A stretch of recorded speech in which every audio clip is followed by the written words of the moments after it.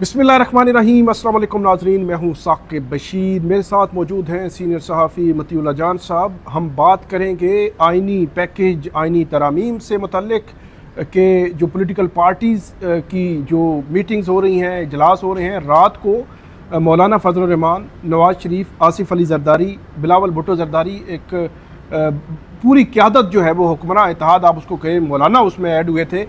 उसकी एक बैठक हुई, उसके बाद उनकी प्रेस कॉन्फ्रेंस भी हुई, लेकिन ऐसे लगता है कि कुछ नतीजा खेज़ जो है वो इजलास नहीं रहा।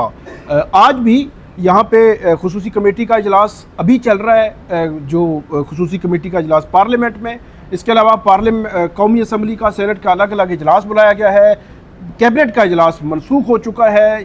तो ये अब सिचुएशन जा किस तरफ रही है? आज है 17 अक्टूबर और टाइम है 25 अक्टूबर तक। जिस तरह बिलावल साहब बार बार कहते हैं कि 25 अक्टूबर तक हमने 25 अक्टूबर से पहले हमने ये आइनी तरमीम करनी है, वगरना उनको ये खदशा है कि अदलिया बाद में आइनी तरमीम नहीं करने देगी। आज चीफ जस्टिस काजी फाइसा, उनके पास एक जो है वो केस था जिसमें आइनी तरमीम के ख़िलाफ़ पाकिस्तान बार कौंसिल के 6 मेम्बरान हैं, साबिक सदर हैं सुप्रीम कोर्ट बार एसोसिएशन के आबिद ज़ुबैरी साहब और दीगर, उनकी जानिब से एक दरख्वास्त दायर हुई थी, जिसमें ये एक दरख्वास्त कोई इस किस्म की थी क्योंकि जो 14 और 15 सितंबर को ड्राफ्ट आया था, उससे ये तासुर मिला था कि शायद इंडिपेंडेंस ऑफ जुडिशरी उसको कंप्रोमाइज़ करने की कोशिश हो रही है, ख़त्म किया जा रहा है, या उसमें कोई ऐसा डांट डालने की कोशिश है कि एग्जेक्टिव का कंट्रोल जुडिशरी पर आ जाए। तो इस किस्म की कॉम्पिटिशन थी, लेकिन वो वापस ले ली गई। उसके क्या असरात होंगे और आइनी तरमीम क्या हो सकेगी, इसके मुख्तलिफ पहलुओं पर हम मतीउल्लाह जान साहब का तबसरा लेंगे। मतीउल्लाह जान साहब, सबसे पहले तो हम शुरू करते हैं रात की मीटिंग, उसके बाद प्रेस कॉन्फ्रेंस, जो रीडिंग है आपको क्या बता रही है कि जो हुकूमत है उसने तो आज कैबिनेट, कौमी असम्बली, सेनेट इजलास बुला लिए थे, जैसे रात 12 बजे से पहले उन्होंने जो तरमीम मंजूर करानी है फिर मंसूख भी करा दी है। क्या लगता है आपको? देखें, कल की रात की जो मुश्तरका प्रेस कॉन्फ्रेंस है, आपको याद होगा उससे एक दिन पहले यानी परसों रात को भी बिलावल भुट्टो, मौलाना फजल रहमान ने एक प्रेस कॉन्फ्रेंस की थी। उसमें जो सबसे बड़ा ऐलान हुआ था वो ये था, बिलावल भुट्टो ने ये कहा था कि पीपल्स पार्टी और जमीयत उलमा इस्लाम के बीच आइनी पैकेज के ऊपर इत्तफाक हो गया है। ये दो बड़े सियासतदानों की तरफ से बहुत बड़ा ऐलान था कि पीपल्स पार्टी और मौलाना फजल रहमान एक पेज पर आ गए। अब ये मैं समझता हूँ मौलाना फजल रहमान की एक बड़ी कामयाबी थी कि एक छोटी पार्टी होते हुए उन्होंने एक बड़ी पार्टी को अपने साथ मिला लिया था, और फिर ये ऐलान किया गया कि अगले रोज़ यानी कल वो नवाज शरीफ से भी मुलाकात होगी। और कल की जो बैठक हुई उसमें अब मुझे लग ये रहा है कि अभी तक कल रात को जो प्रेस कॉन्फ्रेंस से लगा है कि कोई इत्तफाक नहीं हुआ नून लीग के साथ।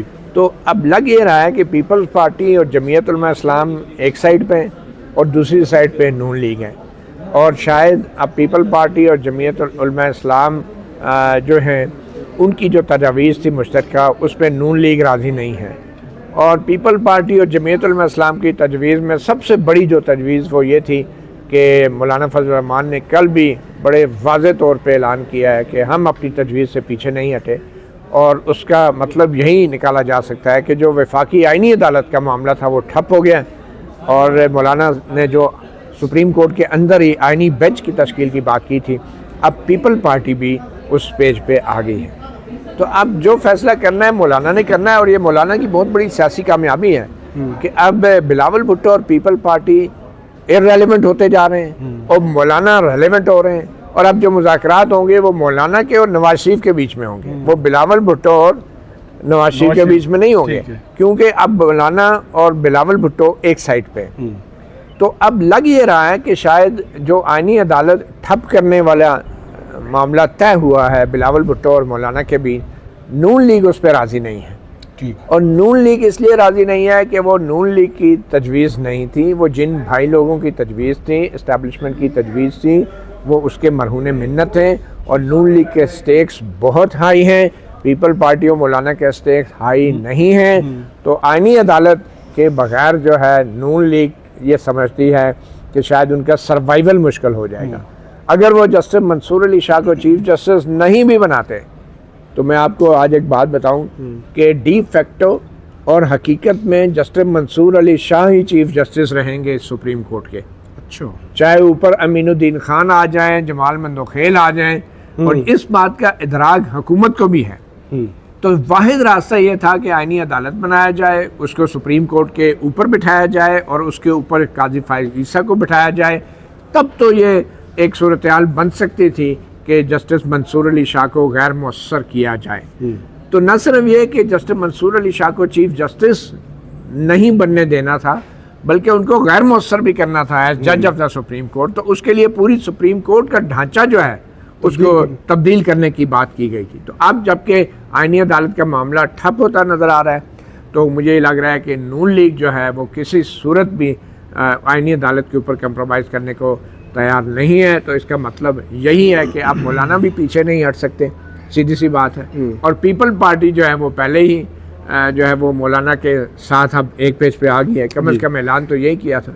आई होप कि ये वो मरी डिक्लेरेशन ना हो जिसके बारे में आसिफ जरदारी ने कहा था कि ये कोई वादे जो है वो कुरान और हदीस नहीं होते, ये कोई सहीफा नहीं होता कुरान का। तो बहरहाल ये एक बड़ी दिलचस्प सूरत हाल है। और आज के दिन काबीना का जो इजलास होना था वो आपने जैसे बताया कि मनसूख कर दिया गया है, क्योंकि उस इजलास का वाहिद मकसद ये था कि पार्लियामेंट में इस इजलास के अंदर वो आईनी तरमीम के जो मसवदा था उसको बिल की शक्ल देनी थी, उसको मंजूरी देनी थी। वो इजलास ही नहीं हो रहा काबीना का, तो इसका मतलब मामला नहीं होगा। तो मुझे लग नहीं रहा कि 25 तारीख तक ये बेल मुंडे चढ़ेगी। अब डिपेंड करता है कि नवाज शरीफ या नून लीग जो है वो आईनी अदालत के ऊपर कितना कंप्रोमाइज़ कर रहे हैं। अभी तक का तो मुझे यही नज़र आ रहा है। क्या जो है वो इस तरह हो सकता है कि कुछ लो और कुछ दो कि मौलाना कहें कि वो आईनी अदालत आईनी बेंच पे मान जाएं, और मौलाना जो है वो उनकी वो 3 टॉप के सीनियर जजेस में से एक को चीफ जस्टिस बनाने वाली उनकी बात मान लें, चले मंसूर अली शाह ना बने, ये उनकी मौलाना की कुछ लो कुछ दो फार्मूला हो सकता है। देखिए साकिब, जैसे मैंने पहले कहा कि अब असल मकसद आईनी अदालत का यही था कि चीफ जस्टिस मंसूर अली शाह को नहीं बनने देना, ठीक है, और एज अ जज भी उन्हें गैर मुअस्सर करना है, ठीक है, बल्कि उनके साथ जितने भी जजेस हैं उन सारों को गैर मुअस्सर करना है। इसलिए सुप्रीम कोर्ट की बहुत सी पावर्स भी ली जा रही थी और आईनी अदालत को दी जा रही थी। तो अब अगर आईनी बेंच के ऊपर भी मामला आगे चलता है तो अभी भी, चूँकि वो कहते हैं ना गाड़ी का इंजन जब खुल जाए तो उसमें बहुत सारी चीज़ें की जा सकती हैं। तो अब इंजन खुल गया है और अब पता नहीं है नून लीग की गाड़ी का खुला है या हमारी पार्लियामेंट का और हमारे आइन का इंजन खुल गया। बहरहाल इंजन खुल गया है। तो अब लगता ही है कि जो आइनी बेंच बनाने की मौलाना की तजवीज़ है, उस आइनी बेंच को आइनी तरमीम करके इतना ताकतवर बना दिया जाएगा कि उस आइनी बेंच का जो भी सरबराह होगा, चाहे वो चीफ जस्टिस हो, उसके हाथ में बहुत सी चीज़ें नहीं होंगी। लेकिन अब मुझे नहीं लगता कि मौजूदा सुप्रीम कोर्ट के जजेस को ताकतवर बनाने के लिए नून लीग किसी सूरत में भी राज़ी होगी, क्योंकि उनके नज़रों के सामने अफराद हैं, इदारा नहीं। सुप्रीम कोर्ट का इदारा नहीं, वो अफराद को, जजेस को शक्लों से, चेहरों से और नाम से वो जानती हैं। वो बतौर सुप्रीम कोर्ट इन जजेस को नहीं देखती। और ये गलतियाँ वो आर्मी चीफ के इंतखाब में भी नून लीग माजी में करती रही है, मुशर्रफ का इंतखाब भुगतती रही है, फिर भुगतती रही है। आज भी वो ये गलती कर रही है। तो लग ये रहा है कि आईनी बेंच अगर बनता भी है तो उसको वो जिसको कहते हैं ना कि खसियानी बिल्ली खंबा नोचे, अगर उस पर नून लीग मान भी जाएगी तो वो ये कहेगी कि हम आईनी तरमीम कराने में कामयाब हो गए। मगर इन सब चीज़ों को एक तरफ छोड़ें साकिब, आप ये देखेंगे मौलाना फजल रहमान के अगर इख्तलाफात कोई हैं तो वो इख्तलाफात अभी तक उन्होंने सामने नहीं लाए, ठीक है ना। हमें नहीं पता कि असल इख्तलाफ है क्या। जो लग रहा है वो यही है कि शायद मौलाना बेंच पे बज़िद हैं और नून लीग जो है वो आईनी अदालत के ऊपर बज़िद है। और जैसे मैंने पहले कहा, बिलावल भुट्टो इररेलेवेंट हो गए हैं। उन्होंने अपनी अहमियत उसी वक्त खो दी कि जब वो मौलाना के साथ नत्थी हो गए बतौर एक बड़ी जमात। तो वो अब जो बात मौलाना करेंगे बिलावल को करनी पड़ेगी। सही। और मौलाना और बिलावल जिस चीज़ पे एग्री किया है मौलाना बिलावल ने, वो आपस में ही डिस्कस करके वो तब्दील हो सकते हैं। जो वज़न बिलावल ने अपनी हुकूमत के साथ डालना था, नून लीग के साथ डालना था, क्योंकि उन्होंने आईनी ओहदे पकड़े हुए हैं, वो वज़न उन्होंने मौलाना के पलड़े में डाल दिया है। तो अब वैसे इस एंगल को क्या नून लीग ने, जहाँ पे आईनी ओहदे पीपल्स पार्टी को दिए हुए हैं, सारा कुछ है, तो नून लीग ने महसूस नहीं किया होगा कि ये क्या हो रहा है? वो पहले ही कहते हैं कि जो भी गलतियां हैं उसका बर्डन हम पे डाल दिया जाता है और पीपल्स पार्टी जो है वो साइड पे होके या अपोजिशन बन जाती है। और अब की बार मौलाना के साथ वो जाकर बैठ के और ऐलान कर दिया इत्तेफाक राय हो गया और ये वो अब करने लगे हैं। तो नून लीग ने बतौर पॉलिटिकल पार्टी क्या सोचा होगा बिलावल की इस? देखिए, मेरे ख्याल में नून लीग का जो आखिरी लाइन ऑफ डिफेंस है जी, वो चीफ जस्टिस का तरीका इंतखाब है। ठीक, अगर चीफ जस्टिस का तरीका इंतखाब बदलने पे मौलाना फजल रहमान राज़ी हो जाते हैं तो उसकी वजह भी यही होगी कि बिलावल को उन्होंने पहले मौलाना के साथ जो गए हैं बिलावल, वो सिर्फ सेकंड लाइन ऑफ डिफेंस के लिए गए हैं कि कम से कम मौलाना को पक्का किया जाए कि भाई चीफ जस्टिस जो है ना उसका इंतखाब पैनल से हो, इस हद तक तरमीम मंजूर की जाए। और मुझे लगता है जो बिलावल ने जो अपने आखिरी चंद हफ्तों में आपने देखा होगा वो एक तूफान मचाया हुआ था आईनी अदालत के पीछे। कभी वो गड़े मुर्दे उखाड़ रहे थे माजी से और बता रहे थे कि किस तरह कायदे आज़म ने भी 1931 में वफाकी अदालत की बात की थी। हालांकि 1931 में तो शायद पाकिस्तान की भी बात इस तरह नहीं हो रही थी, लेकिन वफाकी अदालत की थी। और फिर उसके बाद उन्होंने जस्टिस कार्नेलियस की शायद मिसाल दी थी कि वो भी दुरा पटेल जस्टिस दुरा पटेल की मिसाल दी थी कि वो भी वफाकी अदालत की बात करते थे। तो उन्होंने एक तूफान मचाया था और वो तूफान से ज़्यादा मैं अभी भी ये समझता हूँ कि वो एक स्मोक स्क्रीन थी, वो एक धूल उड़ाई जा रही थी जिसके पीछे बिलावल की ये कोशिश थी कि जो चीफ जस्टिस के इंतखाब वाला मामला है, जस्टिस मंसूर की अपॉइंटमेंट वाला मामला है, वो इस धूल में छुप जाए, वो स्मोक स्क्रीन के पीछे चला जाए, लोग उस पर बात ना करें। और जो वकला ने भी कन्वेंशन किया उसमें भी ज़्यादा आईनी अदालत को अटैक किया गया, चीफ जस्टिस की अपॉइंटमेंट या मंसूर अली शाह के नोटिफिकेशन के हवाले से बात नहीं हुई। तो इस हद तक बिलावल भुट्टो और नून लीग कामयाब हुई कि उन्होंने एक आईनी अदालत की बजाय एक स्मोक स्क्रीन की। और इसलिए बिलावल अब मौलाना फजल रहमान के साथ हैं कि अगर आईनी अदालत नहीं भी होती, जो आइडियल तो उनके लिए शायद ये था, लेकिन नहीं भी होती तो कम से कम वो जो चीफ जस्टिस का तरीका इंतखाब है उसके ऊपर मौलाना को पक्का किया जाए ताकि इन पर नून लीग ये कहने के काबिल हो सके कि हम जो है हम अकेले तो नहीं कर सकते थे, तो आईनी तरमीम हम ला रहे हैं। असल मकसद यही है कि जस्टिस मंसूर अली शाह को रोकना है। और मुझे एक और भी शक है, मुझे शक यह है कि जो मौलाना भी नहीं मान रहे, बुनियादी तौर पर इख्तलाफात नहीं है इतने, सिर्फ टाइम बाय किया जा रहा है। सही। और असल में बंदे पूरे नहीं हो रहे। अच्छा। और जब तक बंदे पूरे नहीं होते, मौलाना को ये गारंटी नहीं हो जाती कि ये 4 बंदे उनकी हुकूमत की तहवील में, कस्टडी में, कंट्रोल में, ज़ेर असर हैं और इन्होंने आके वोट डालनी है, ये पीटीआई के 4 या 5 बंदे, तो उस वक्त मौलाना कभी ये नहीं कहेंगे कि हमारा इत्तेफाक हो गया और हम जो है आईनी तरमीम के लिए वोट देंगे, क्योंकि इसमें मौलाना जो है बड़े ज़ीरक सियासतदान हैं। जब तक उनको 100% गारंटी ना हो जाए कि हुकूमत ने अपने बंदे तोड़ ताड़ के पूरे कर लिए, वो अपना वज़न कभी नहीं हुकूमत के पलड़े में डालेंगे। तो शायद यही मुझे लग रहा है। और आपने देखा कल ही के दिन 2 वाक़यात ऐसे हुए जिसमें एक जैन कुरैशी की अहलिया को भी अगवा किया गया, बाद में शायद लेट नाइट उनको छोड़ दिया गया। फिर यहाँ पे पार्लियामेंट लॉजेस में जो है एक बीएनपी मैंगल के जो एमएनए हैं और सेनेटर हैं उनके कमरे में रेड किया गया। तो मुझे लग रहा है डेस्परेशन, मैंगल साहब ने ट्वीट किया कि मेरे दोनों सेनेटर्स को हरासा किया जा रहा है। तो मुझे लग रहा है कि ये बेसिकली मसला आईनी तरमीम के ऊपर नहीं है। मुझे लगता है कि शायद नून लीग भी मान गई होगी आईनी बेंच के ऊपर, मगर मसला जो है वो बंदे पूरे नहीं हो रहे। तो जब तक बंदे नहीं पूरे होते, मौलाना कभी ये ऐलान नहीं करेंगे कि हमारा इत्तेफाक हो गया। इसी के साथ ऐड कर लेते हैं, क्योंकि रात से जो डिस्कशन हो रही है 63A की नज़रसानी जो है मंजूर की गई, उसके बाद जो है वो कल उमर अयूब साहब जो सेक्रेटरी जनरल है पीटीआई के, बल्कि अपोजिशन लीडर हैं, तो उन्होंने ये कहा कि गुजरांवाला में एक उनके एमएनए हैं जिनको उन्होंने किसी महफूज जगह पे रखा हुआ है, तो उनके कारोबार बंद कर दिए गए, तोड़ दिए गए, नुकसान पहुंचाया जा रहा है फैमिलीज़ को। इसी तरह जैन कुरैशी का मामला आया, अख्तर मैंगल का मामला आया, एक और जो है वो बात कर रहे थे पीटीआई के उनके कुछ सेनेटर हैं, उनके साथ भी इसी तरह का मामला हुआ। तो ये हरासमेंट, धमकी, टार्चर, उठाना, गायब करना, लापता करना, ये 63A के असरात है। क्या लगता है आपको? ये बिल्कुल जी 63A के असरात हैं। बल्कि ये काजी फायज़ ईसा की जो एक छुपी ख्वाहिश थी कि उनकी नौकरी में तोसी मिल जाए, और मुझे अभी भी यकीन है कि वो रिटायरमेंट होने के बाद भी उनकी ये ख्वाब में आईनी अदालत आती होगी। और मगर ये 63A की जो नज़रसानी का फ़ैसला है, देखिए मैं बार बार ये कहता हूँ कि वो फ़ैसला गलत या सही का इशू नहीं है। हम भी कहते थे कि उमर अता बंदयाल के बेंच ने आइन में रीराइट किया है, उसका ऐसे नहीं होना चाहिए। कहीं आइन में नहीं लिखा कि वोट शुमार नहीं होगी। इशू फैसले का नहीं है, इशू मंजिल का नहीं है, इशू जजमेंट का नहीं है, इशू ड्यू प्रोसेस का है, इशू रास्ते का है, इशू जर्नी का है, डेस्टिनेशन का नहीं है। तो अगर आपने नाजायज़ तरीके से मंजिल पे पहुंचना है, मंजिल बेशक जायज़ हो लेकिन तरीका रास्ता नाजायज़ हो तो वो फिर मंजिल भी नाजायज़ है।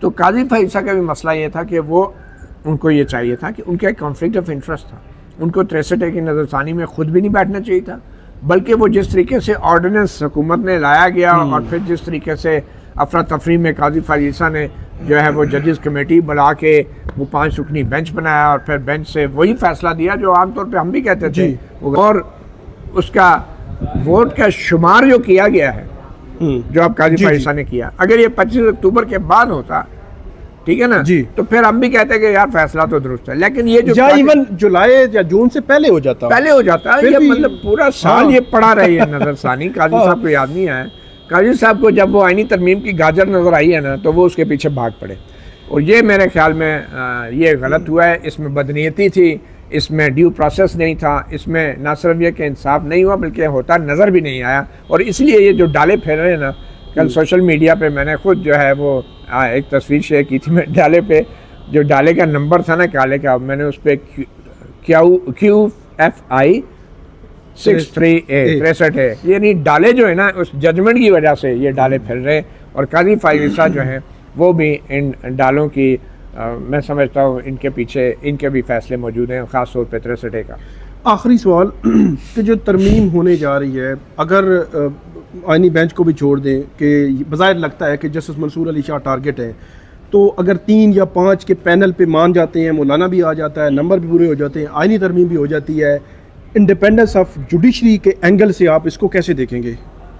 देखिए, जैसे मैंने पहले कहा कि जिस अच्छे काम में भी अगर बदनीयती का आंसर शामिल हो जाए तो चाहे वो कानून साजी है चाहे वो आइन साजी है, वो दोनों ही मेलाफाइडे हो जाते हैं। और आपको पता है कि जो कानून के जो असूल हैं उनमें सबसे ख़तरनाक जो चीज़ है वो बदनीयती है, मेलाफाइडे है। जिन मामलात में आइन के अंदर लिख दिया गया कि अदालतें मुदाखला नहीं कर सकती, उन मामलात में एक रास्ता छोड़ा गया है, और वो वाहिद रास्ता क्या है? बदनीयती का, कि जहाँ पे मेलाफाइडे आ जाए किसी भी मामले में, चाहे वो फौजी अदालतों का मेलाफाइडे है, चाहे वो वफाकी हुकूमत का मेलाफाइडे है, बदनीयती है, वहाँ पे फिर आप अदालतें भी मुदाखलत कर सकती हैं। तो ये जो अगर आइन साजी भी हो रही है, अगर इसके अंदर भी मेलाफाइडे हैं, तो फिर ऑब्वियसली मुझे नहीं लगता कि ये आइनी तरमीम जो है ये सस्टेन कर सकेगी किसी भी ऐसे कानूनी चैलेंज को जो सुप्रीम कोर्ट में लाया जाएगा। और अगर चीफ जस्टिस, मैं फिर आपसे ये कह रहा हूँ कि जस्टिस मंसूर अली शाह के हवाले से हुकूमत अगर ये चाह रही है कि उनको चीफ जस्टिस नहीं बनने देंगे, तो इससे जस्टिस मंसूर अली शाह को फ़र्क नहीं पड़ेगा, क्योंकि जस्टिस मंसूर अली शाह की पोजीशन वही है जो मैं समझता हूँ कि क्या कहना चाहिए कि शहजादी डायना को भी रॉयल फैमिली का मेंबर नहीं माना गया था, लेकिन जितनी पावरफुल प्रिंसेस डायना थी वो रॉयल फैमिली भी उससे बड़ी राजक थी। तो अगर वो चीफ जस्टिस न भी बने तो वो डी फैक्टो चीफ जस्टिस होंगे सुप्रीम कोर्ट के, और लेकिन सुपरसीड होना उनके तरफ एक प्रेशर नहीं होगा, सुपरसीड हो गए हैं तो अब वो रिजाइन जैसी पोजीशन बन सकती है। मेरा नहीं ख्याल ये कोई जर्नैली वाला काम नहीं है कि सुपरसीड हो गए तो रिजाइन कर देगा।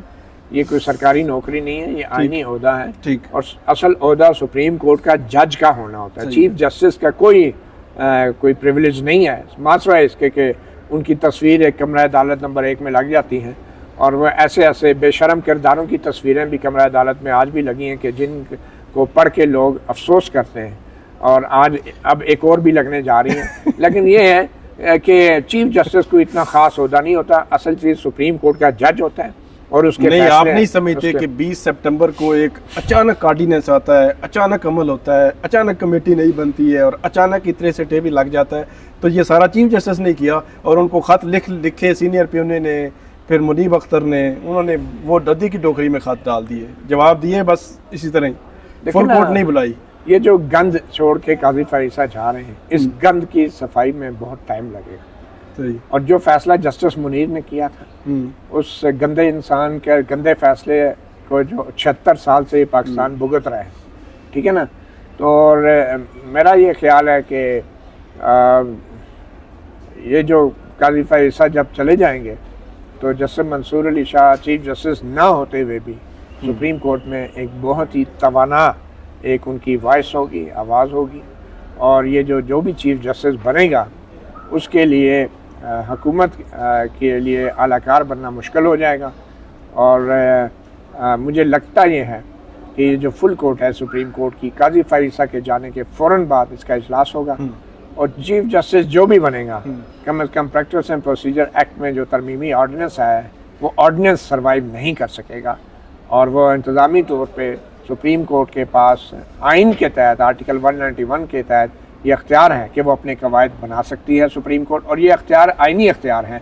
तो इसीलिए जस्टिस मंसूर अली शाह ने जो ख़त लिखा था काजी फारिसा को कि फुल कोर्ट को इत्माद में नहीं लिया गया, तो मेरे ख्याल में काजी फारिसा के जाने के बाद सबसे पहला काम यही होगा कि सुप्रीम कोर्ट की फुल कोर्ट मीटिंग होगी, चीफ जस्टिस जो भी हो, और उस मीटिंग में उस ऑर्डिनेंस को रद्द किया जाएगा और प्रैक्टिस एंड प्रोसीजर एक्ट के तहत 3 टॉप के जो सीनियर तरीन जजेस हैं वो उस कमेटी में शामिल होंगे, और उसका मतलब यही होगा कि जस्टिस मंसूर अली शाह और जस्टिस मुनीब। बहुत शुक्रिया। मतीउल्लाह जान साहब ने बड़ी तफसील के साथ बताया कि आइंदा का मंजरनामा क्या बनने जा रहा है और क्या हो सकता है, क्या सिचुएशन डेवलप हो सकती है। आइंदा भी आपको अपडेट करते रहेंगे। बहुत शुक्रिया।